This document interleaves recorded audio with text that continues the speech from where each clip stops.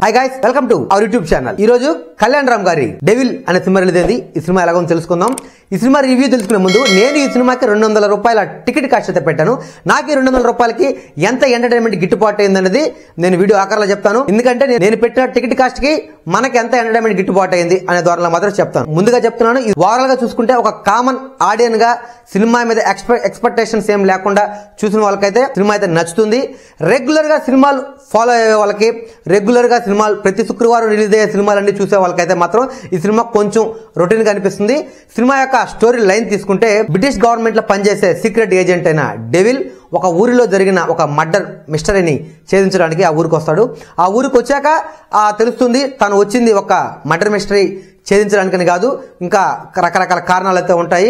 ఆ కారణాలు ఏంటి అనేది మనం సినిమా చూసి తెలుసుకోవాలి. సినిమాలో ఫస్ట్ హాఫ్ అయితే స్టార్టింగ్ అయితే ఆసక్తికరంగా ఉన్నప్పటికీ ఇంటర్వెల్కి వచ్చేసరికి పెద్ద ఆసక్తికరంగా అయితే ఉండదు. హీరో చేస్తున్న ఇన్వెస్టిగేషన్ మధ్యలో వదిలేసి సడన్ గా మరో కథ అయితే మరో లేయర్ లోకి వెళ్ళిపోతుంది. అలాగా ఇంటర్వెల్కి సడన్ గా అయితే మనకి ఒక ఫైట్ పెట్టి ఇంటర్వెల్ ఇచ్చారు. ఇంటర్వెల్ తర్వాత నుంచి సినిమా అయితే చాలా స్పీడ్ అందుకుంది. సినిమాలో స్టోరీ అంతా సెకండ్ హాఫ్ లోనే ఉంటుంది. మంచి ట్విస్టులు కావచ్చు, థ్రిల్లింగ్ సన్నివేశాలు కావచ్చు, అలాగే హీరో ఇచ్చే ట్విస్టులు కావచ్చు, రకరకాల క్యారెక్టర్లు వాళ్ళ లేయర్లన్నీ బయట పెడుతూ ఉంటారు.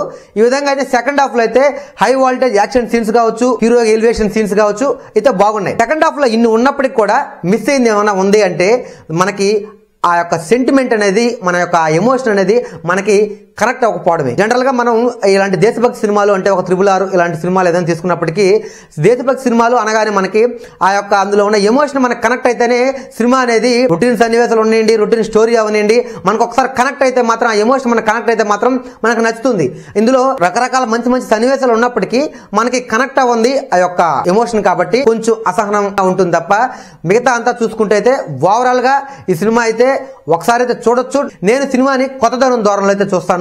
ఎందుకంటే ఇందులో ఏమైనా కొత్తగా సన్నివేశాలు ఉన్నాయి, ఇంతకుముందు అన్ని సినిమాల్లో తోపాట్లా కాకుండా కొత్తగా ఏమైనా సన్నివేశాలు కావచ్చు, స్క్రీన్ ప్లే కావచ్చు, కొత్త కథ కావచ్చు, కొత్త కొత్త డైలాగ్స్ కావచ్చు, ఇలాగేమన్నా ఉన్నాయనే ఆ ద్వారంలో చూసే వాళ్ళు చాలా మంది ఉంటారు. ఆ ద్వారంలో చూసే వాళ్ళకైతే ఇది కొంచెం రొటీన్ కమర్షియల్ యాక్షన్ థ్రిల్లర్ లాగా అనిపిస్తుంది. కామన్ ఆడియన్స్ అయితే సినిమా అయితే న్యాయం చేస్తుందని చెప్పొచ్చు. ఇందులో కళ్యాణ్ రామ్ గారి గురించి చెప్పుకోవాలి. కళ్యాణ్ రామ్ గారు 1 మ్యాన్ షో చేశారు.